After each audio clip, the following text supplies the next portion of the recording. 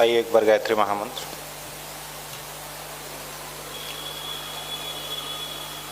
ओम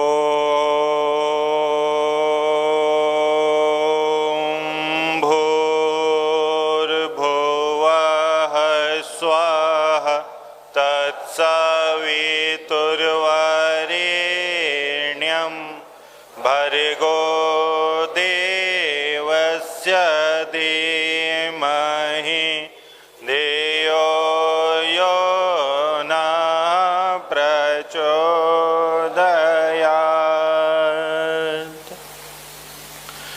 परम पूज्य गुरुदेव, परम वंदनीय माता जी की गोद में बैठे आप सभी देवतुल्य भाइयों को, देवी स्वरूपा बहनों को हमारा प्रणाम।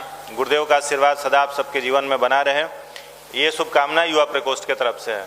दोस्तों, अभी आप सुन रहे थे कि जीवन में अगर कठिनाई नहीं आए, चुनौतियां नहीं आए, तो जीवन जिस तरीके से निखरना चाहिए उस तरीके से निखर नहीं सकता है। इतिहास में कई सारे लोगों का नाम ऐसा आता है जिनको हम लोग याद करते हैं और कहीं भी जाते हैं तो प्राउड से बोल पाते हैं कि वो कहाँ के थे, भारतवर्ष के थे, भारत के थे।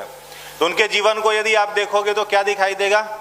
चुनौती दिखाई देगी, चैलेंज दिखाई देगा, कठिनाई दिखाई देगा। अच्छा, हिस्ट्री में, इतिहास में कहीं भी आपने ऐसा नाम पढ़ा है क्या जो कि एकदम सिंपल लाइफ जिए हो, जीवन में कोई कठिनाई नहीं आई हो और उनको हम लोग याद करते हो? किसी एक व्यक्ति का नाम जो बिना चैलेंज का अपने जीवन को जिसने क्या कर लिया, अमर कर लिया, तो किसी का नाम मिलेगा नहीं। हर एक व्यक्ति जो कि आगे बढ़ा है और इतिहास रचा है, उसके जीवन में आपको क्या दिखेगा? कठिनाई दिखेगी। अब कुछ लोगों में उस कठिनाई को हैंडल करने के लिए एक मजबूत, बुलंद आत्मबल होता है और कुछ लोगों का आत्मबल कमजोर होता है। जीवन में जब कठिनाई आती है तो कुछ लोग टूट जाते हैं, परेशान हो जाते हैं, बाहर से सहायता खोजते हैं। जीवन में कठिनाई आती है तो कहाँ से सहायता खोजते हैं? बाहर से। फलना व्यक्ति हमारा मदद कर दे, चाचा मदद कर दे, मामा मदद कर दे, दोस्त मदद कर दे। और कुछ लोगों के जीवन में जब कठिनाई आती है तो वो साधना के बल पर स्वयं उसका समाधान निकालते हैं। स्वामी विवेकानंद जब परेशान थे, ग्रेजुएट पास थे, उनके पिताजी की मृत्यु हुई, कोई उनका साथ देने वाला नहीं था, सारा का सारा संपत्ति, पैसे की कमी नहीं थी। जब तक उनके पिताजी थे इतना संपन्न थे कि जो चाहते वो बन सकते थे, लेकिन पिताजी के देहांत होने के साथ क्या हुआ? सारी की सारी संपत्ति उनके पड़ोसियों ने, उनके जो रिलेटिव लोग थे वो लोगों ने क्या किया? हड़प लिया। जीवन में इतनी गरीबी आ गई कि 2 वक्त की रोटी भी मुश्किल से नसीब होती थी। उनके बड़े भाई साहब जो थे स्वामी विवेकानंद के, वो पैदल ही निकले घर से और पैदल निकलते 16-17 वर्षों में वो कहाँ चले गए? वो अमेरिका चले गए। पैदल ही सोचो, अमेरिका चले गए। 16-17 साल उनको लगा। उनकी जो बड़ी बहन थी स्वामी विवेकानंद जी की, जीवन में इतना चैलेंज था, इतनी कठिनाई थी कि उनसे बर्दाश्त नहीं हुआ, उन्होंने आत्महत्या कर लिया। एक अकेला नौजवान स्वामी विवेकानंद नरेंद्र घर में बचे थे।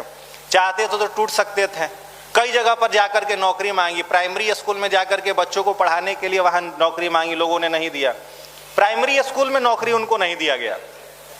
फार्चून के दुकान पर गए और दुकान वाले से कहा कि हमें रख लो, आप क्या कुछ मदद कर देंगे? फार्चून के दुकान वाले ने नौकरी नहीं दिया। लास्टली जाकर के उन्होंने मदद मांगी अपने गुरु ठाकुर रामकृष्ण परमहंस से, कहा कि आपका तो कई सारे लोगों से जान पहचान है, कई सारे लोग, उनके पास केशव चंद्र सेन जैसे लोग आते थे। जिस समय केशव चंद्र सेन पूरे विश्व विख्यात थे, वो स्वयं आते थे ठाकुर रामकृष्ण परमहंस के पास। उन्होंने कहा, स्वामी विवेकानंद जी ने ठाकुर रामकृष्ण परमहंस से, केशव चंद्र सेन से आप कह देंगे तो हमें बढ़िया पद पर नौकरी मिल जाएगी। रामकृष्ण परमहंस ने कहा कि बेटे हम तुम्हारे लिए कोई पैरवी करेंगे नहीं, और हाँ एक बात और है कि तुम्हें कोई नौकरी दे सके, ऐसा कोई जन्म भी नहीं लिया, ऐसा कोई पैदा नहीं लिया जो स्वामी विवेकानंद को क्या दे सके? नौकरी दे सके और नौकर रख सके। तो हम ऐसा कुछ करेंगे नहीं। तो दोस्तों, जब तक स्वामी विवेकानंद बाहर के लोगों से सहायता मांगते फिरते थे, लोगों ने कोई सहायता की भी नहीं और उन्होंने अपने जीवन में समस्या का समाधान पाया भी नहीं। समाधान कब मिला? जब वो स्वामी विवेकानंद भारत के स्पिरिचुअलिटी से, भारत के अध्यात्म से जुड़ते हैं, ध्यान मेडिटेशन को जीवन का एक अभिन्न अंग बनाते हैं और लगातार साधना के द्वारा अपने आत्मबल का क्या करते हैं? विकास करते हैं। और जब जीवन में उनको प्राप्त होता है तो क्या क्या प्राप्त होता है? आज भी विश्व में एकलौता व्यक्ति जिसके जन्मदिवस को पूरा देश विश्व राष्ट्रीय युवा दिवस के रूप में मनाता है, वो कौन है? स्वामी विवेकानंद। कब मनाते हैं? 12 जनवरी। चाहते तो टूट सकते थे। जब तक आप बाहर से सहायता खोजते फिरोगे कि कोई दूसरा व्यक्ति आकर के आपकी मदद कर देगा, तब तक आपके हाथ में निराशा लगने वाली है। सफलता का केवल एक ही मूल मंत्र है कि आप अपने भीतर के ताकत को मजबूत बनाना सीख लो। और भीतर के ताकत को मजबूत बनाने के लिए क्या करना पड़ेगा? डेली गिरना, डेली उठना। ऐसा नहीं कि जीवन में जब हताशा निराशा है तो टूट करके बिखर गए।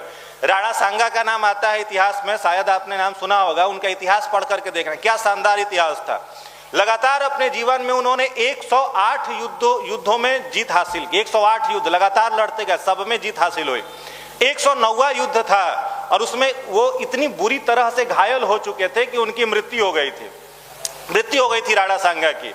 109वां युद्ध सामने था। सेनापति के दिमाग में यह बात आया कि राणा सांगा तो अब मर चुके हैं, अगर इस युद्ध में हम लोग नहीं उतरे तो सारा का सारा हमारा राज्य दूसरे शत्रुओं के अधीन हो जाएगा, गुलाम हो जाएगा।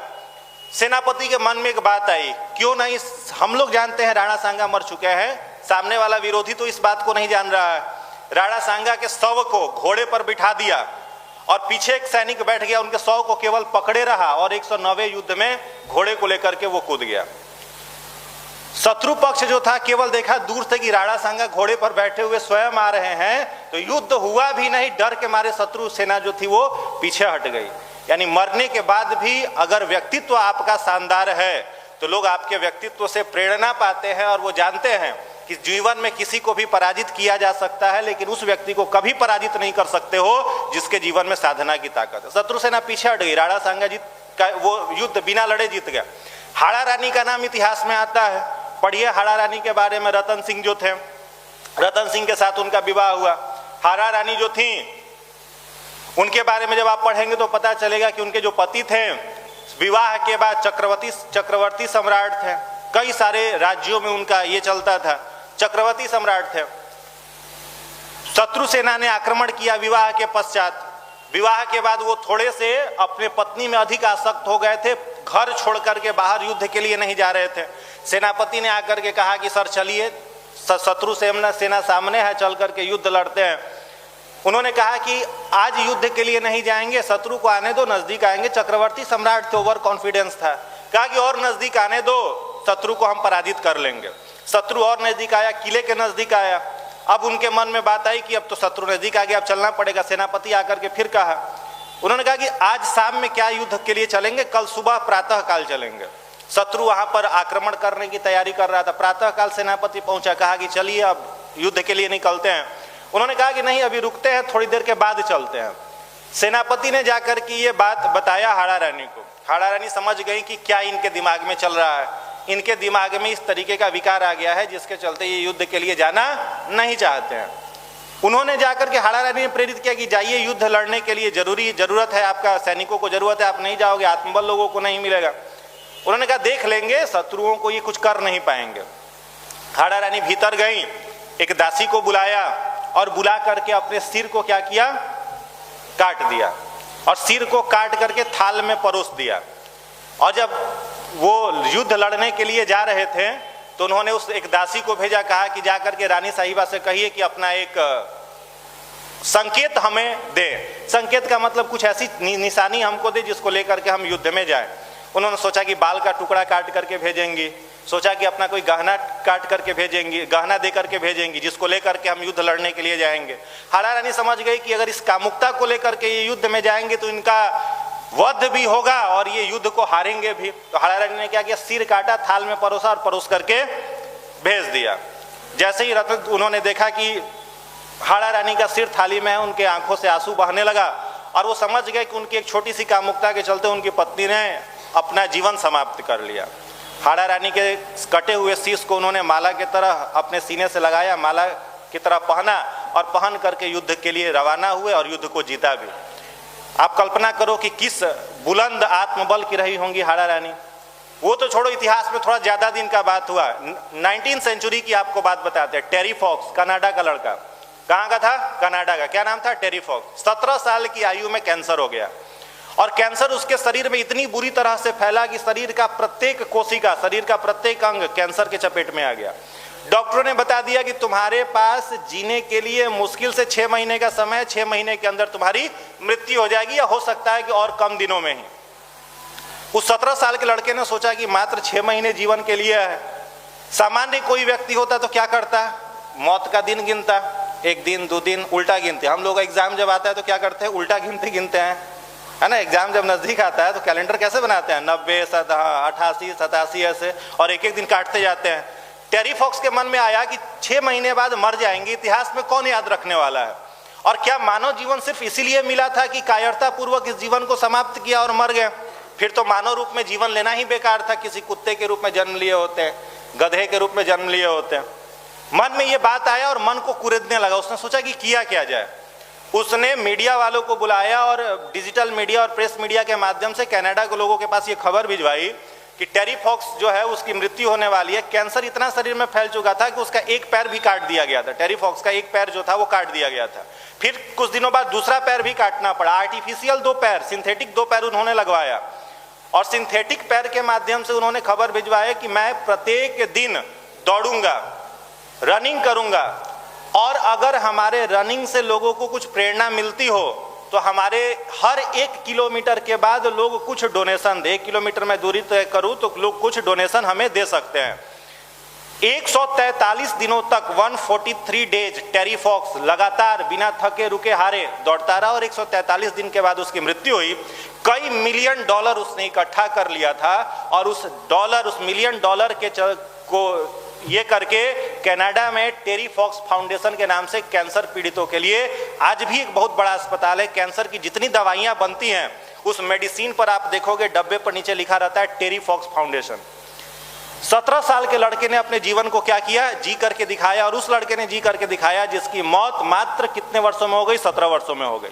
और आज के समय का अगर युवा को देखा जाए, भीतर से डरा हुआ है, भीतर से कायर है। और कायरता का कारण क्या है? तो एक मूलभूत कारण है कि वो स्वयं को पहचानना भूल गया है। वो बाहर से में जा करके भटका हुआ है, बाहर की चीजों को देख रहा है। उसका आइडियल भी कौन है, उसका आदर्श भी कौन है? टुच्चे लोगों को अपना आदर्श बना करके रखा है। नाम लेना उचित नहीं है। कैसे कैसे लोग उसके आदर्श हैं। उसको अपने शिक्षकों को आदर्श मान लेता है। कई सारे शिक्षक अब आज के समय में किस स्तर पर है उनको आदर्श मान लिया है। नेताओं, अभिनेताओं, अभिनेत्रियों को अपना आदर्श बना लेता है। और जब उन लोगों को अपना आदर्श बनाओगे तो आपके जीवन में उस तरीके की प्रेरणा कैसे आएगी? नियमित रूप से गायत्री मंत्र का साधना करने वाला, जो मेडिटेशन आपको दोस्तों यहाँ पर सिखाया जाता है, सर्वश्रेष्ठ ध्यान आपको सिखाया जाता है गायत्री मंत्र के साथ प्रकाश का ध्यान। 90 दिनों तक अगर आप केवल नियमितता पूर्वक ब्रह्मचर्य को धारण किए हुए कर लेते हो, केवल 90 दिन की मैं बात बता रहा हूं, उसके बाद छोड़ नहीं पाओगे आप इस मेडिटेशन को। इसका लाभ आपको दिखने लगेगा। 90 दिनों तक बिना रुके नियमितता पूर्वक ब्रह्मचर्य की साधना करते हुए अगर आपने इस मेडिटेशन को कर लिया तो आप पाओगे कि आपके अंदर आत्मबल कितना तेज होता चला जा रहा है, कितना प्रबल होते जा रहा है। स्वामी विवेकानंद जिस समय थे, अग्निमंत्र किताब में स्वामी विवेकानंद जी ने लिखा है, एकमात्र ब्रह्मचर्य का ठीक पालन, जो लाइन बोल रहे हैं डायरेक्ट यही बात उन्होंने लिखा है अग्निमंत्र किताब में। क्या लिखा है? एकमात्र ब्रह्मचर्य का ठीक पालन कर लेने से सभी विद्याएं क्षण भर में याद हो जाती है, मनुष्य श्रुतिधर स्मृतिधर बन जाता है। आज के समय में जो लैक ऑफ कंसंट्रेशन की बात आती है कि लोगों का दिमाग आज पढ़ा नेक्स्ट टाइम भूल गया, अभी पढ़े कल याद नहीं आ रहा है। कोई भी समस्या आई जीवन में YouTube पर जाकर के सर्च कर रहे हैं कि समस्या का समाधान क्या होगा। अपने दोस्तों से पूछ रहे हैं जो कई तरीके की गलत संगत में खुद फंसा हुआ, उससे आप समस्या का समाधान पूछ रहे हो। क्यों पूछ रहे हो? क्योंकि मानसिक रूप से आज के समय में युवा विक्षिप्त होता चला जा रहा है, मानसिक रूप से विक्षिप्त होते चला जा रहा है। एक लड़का हमको क्लास में मिला, आया मेरे पास आकर के कहा कि सर कंसंट्रेशन किस तरीके से बढ़ाएं। हमने पूछा कि और पहले किसी से सलाह ली हो कंसंट्रेशन कैसे बढ़ाएं? बोला हाँ सर, यूट्यूब पर एक दिन सर्च किए थे हाउ टू बिकम कॉन्सेंट्रेटेड, अपने आप को एकाग्र कैसे बनाए, यूट्यूब पर सर्च किया था। कई लड़के यूट्यूब पर सर्च करते हैं सुबह उठने के टिप्स। यूट्यूब पर क्या सर्च करें? सुबह उठने के टिप्स। भाई तुमको सुबह उठना है और तुमको बताएगा कौन? यूट्यूब बताएगा कि सुबह कैसे जगो। और यही युवा आज के समय में क्या चाहता है कि हम इतिहास रच दें। इतिहास रचने से पहले खुद के तो जीवन का विकास कर लो। यहाँ पर हर रविवार को जो आपको बताया जाता है, सरल सूत्र बिल्कुल बताए जाते हैं, उससे सिंपल कुछ जीवन में हो नहीं सकता है। और उन चीजों को अगर जिन लोगों ने जीवन में अपनाया, आज के समय में आप देखोगे कि सभी के सभी लोग सफल हैं। तो जीवन में जब कभी दोस्तों बहुत बड़ा संकट आए, बहुत बड़ा कष्ट आए, तो परम पिता परमात्मा को धन्यवाद कहो, मुस्कुरा करके थैंक यू कहो कि आपने ये संकट दिया है ताकि हम अपनी प्रतिभा को और विकसित कर सके। जितनी बड़ी समस्या जीवन में आएगी, आपके मन में उतना बड़ा आइडिया का जन्म होगा कि समस्या का समाधान आप किस तरीके से करोगे। घर में भूखमरी की समस्या आ गई। पिताजी नाव मछुआरे को भाड़ा पर दिया करते थे, डॉक्टर एपीजे अब्दुल कलाम के पिताजी मछुआरों को क्या करते थे, नाव भाड़ा पर देते थे, और उससे जो पैसा आता था उससे 7-8 लोगों का जो परिवार था वो चलता था। घरों में गिन गिन करके रोटियां बनती थी। हमारे आपके घर में तो हमें नहीं लगता गिन के रोटी बनती होगी, गिन के बनता है। आप कहते हो कि 4 रोटी खाएंगे तो 4 आपके लिए बनता है, ऐसा तो होता नहीं है। उनके यहाँ क्या होती थी, गिन करके रोटियां बनती थी। कलाम तुमको 2 रोटी मिलेगी, बड़े भाई को 3 मिलेगी, पिताजी को 4 मिलेगी, ऐसे गिन गिन करके रोटी बनती थी। एक समय कलाम साहब ने 2 रोटी ज्यादा खा ली, जिसके चलते माता जी को उनका रात का भोजन नहीं मिला। ये बात इतने बुरी तरीके से कलाम साहब के मन में बैठी कि उन्होंने संकल्प लिया कि परिवार की गरीबी को तो दूर कर ही देंगे। द्वितीय विश्व युद्ध का समय चल रहा था, दिन भर देख रहे थे कि फाइटर प्लेन उनके छत के ऊपर से उड़ रहा है। द्वितीय विश्व युद्ध चला तो फाइटर प्लेन छत पर से उड़ रहा है। मन में ये बात बना लिया उन्होंने कि जीवन में क्या बनेंगे, विंग कमांडेंट बनेंगे। विंग कमांडेंट किसको कहा जाता है, जो फाइटर प्लेन उड़ाता है, विंग कमांडेंट बनेंगे। लोगों से सलाह लिया, अपने जीजा जी से उन्होंने पूछा कि विंग कमांडेंट बनते कैसे हैं। उनके जीजा जी ने बताया विंग कमांडेंट बनने के लिए एरोनॉटिकल इंजीनियरिंग करना पड़ेगा और उसके बाद तुम ये बन पाओगे। एरोनॉटिक्स से इंजीनियरिंग करने के लिए क्या चाहिए, बढ़िया पैसा चाहिए, अच्छा पैसा चाहिए। यहाँ रोटी दाल की व्यवस्था नहीं हो रही है, बढ़िया पैसा कहाँ से आएगा। बड़ी समस्या में फंसे एपीजे अब्दुल कलाम। हर जगह जाकर के उन्होंने सहायता मांगी। क्या किया उन्होंने, 9वीं 10वीं क्लास में जिस समय थे, उस समय वो जहां पर जन्म लिए थे रामेश्वरम में, रामेश्वरम के स्टेशन पर ट्रेन रुकती भी नहीं थी। बड़ी मुश्किल से एक टीटी को उन्होंने तैयार किया था जो अंदर काम कर रहा था। वो अखबार को ट्रेन में से फेंक देता था, एक अखबार यहाँ गिरा, एक वहां दूर तक फेंकाता जाता था अखबार। सब अखबारों को बीनते थे। और 9वीं 10वीं क्लास में जिस समय बोर्ड एग्जाम होता है, उस समय डॉक्टर एपीजे अब्दुल कलाम घूम घूम करके दरवाजे दरवाजे क्या बांटते थे, पेपर बेचते थे, अखबार बेचते थे। और उससे जो पैसा आता था उसको कहाँ खर्च करते थे, पढ़ाई में खर्च करते थे। सोचो जीवन में कितना संघर्ष रहा होगा। और वैसे करते करते 10th पास किया, 12th पास किया, ग्रेजुएट हुए, एरोनॉटिक्स ब्रांच से इंजीनियरिंग किया। जब पैसे की समस्या आई, अपनी बहन के पास गए कि तुम कुछ मदद कर सकती हो। उनकी बहन ने क्या कहा कि मेरे पास पैसे तो बहुत है नहीं, कुछ गहने मेरे पास हैं, इसको बेच करके अगर कुछ पैसे तुम्हें मिल जाए तो पढ़ाई कर लो। आप कल्पना करो दोस्तों, शादी हो चुका है बहन का, उस बहन का गहना ले करके, बेच करके, गिरवी रख करके कोई भाई पढ़ाई करे, उसके आत्मबल को कितना ज्यादा ठेस पहुंचेगा। उसको भी कलाम साहब ने क्या किया, बर्दाश्त किया और उससे पढ़ाई किया, बहन के गहने को गिरवी रख करके पढ़े। और पढ़ने के बाद जब वो इंजीनियरिंग की डिग्री हासिल कर लेते हैं, अलग अलग जगह जाकर के इंटरव्यू देते हैं, कई जगहों पर जाकर के इंटरव्यू देते हैं, हर जगह से उनको डिस्क्वालीफाई कर दिया जाता है, कहीं जॉब नहीं मिलता है। डीआरडीओ से लेकर के तमाम जगहों से उनको डिस्क्वालीफाई किया जाता है, कहीं जॉब नहीं मिलता है। बहन का गहना भी गया, क्या मुंह लेकर के घर पर जाएंगे, इससे बड़ा जीवन में क्या समस्या होगा, पिताजी को क्या चेहरा दिखाएंगे। अब तो बहन भी कहेगी कि तुम फेल हो गए, बड़ी परेशानी में फंसे हुए थे, सोचे कि क्या कर लेना चाहिए, सुसाइड अटेम्प्ट लेना चाहिए, सुसाइड कर लेना चाहिए। सामान्य बुद्धि था। पहुंच गए कहाँ, ऋषिकेश। और ऋषिकेश पर जाकर के लक्ष्मण झूले के ऊपर टहल रहे थे डॉक्टर कलाम। नीचे गंगा नदी बह रही थी, गंगा नदी का धार इतना तेज, कोई गिरे तो मरना वहां पर तय है। शाम का समय था, 6-7 बज रहा था। सोचे कि यहीं पर अब आत्महत्या कर लेंगे। वहीं किनारे एक संत का आश्रम था, संत शिवानंद, स्वामी शिवानंद का आश्रम था। स्वामी शिवानंद ने अपने कुटिया में से देखा, अपने आश्रम में से देखा कि कोई लड़का है, टहल रहा है। समझ गए कि ये क्या करना चाहता है। आए, आकर के पीठ पर हाथ रखा कलाम साहब के और उन्होंने कहा कि बेटे क्या समस्या है जीवन में, बताओ। सब समस्याओं के बारे में उन्होंने बताया, कलाम साहब ने बताया।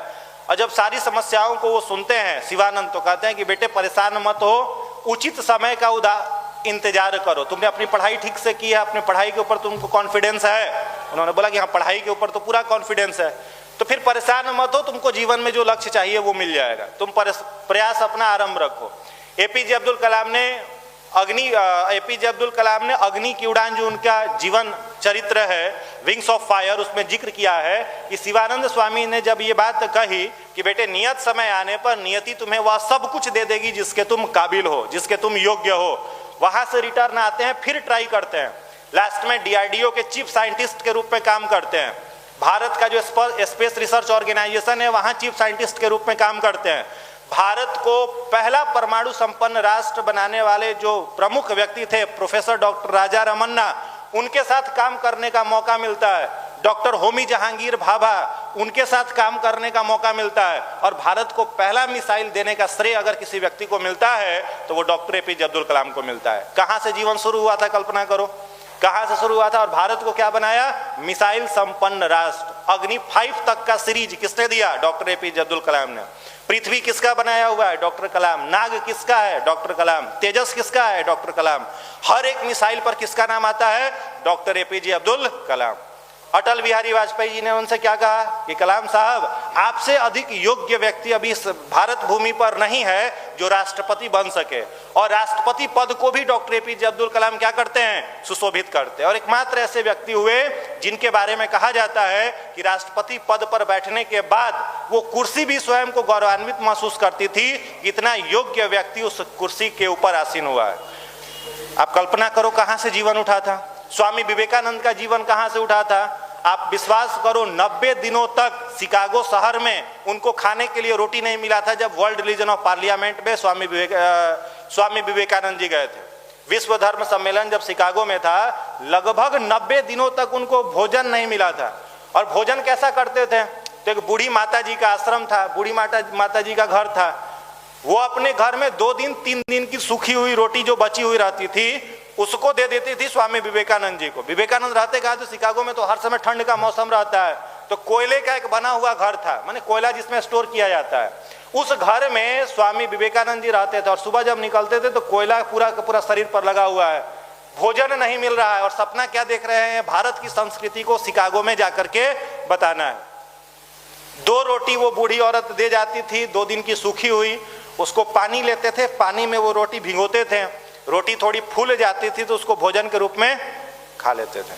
और उसके बाद 90 दिनों के बाद उनको शिकागो ही नहीं पूरा का पूरा पश्चिम देश जाना और हर एक यूनिवर्सिटी से कॉल आने लगा कि भारत का आया हुआ हिंदू मॉन्क जो है वो हमारे यूनिवर्सिटी में आकर के लेक्चर दे।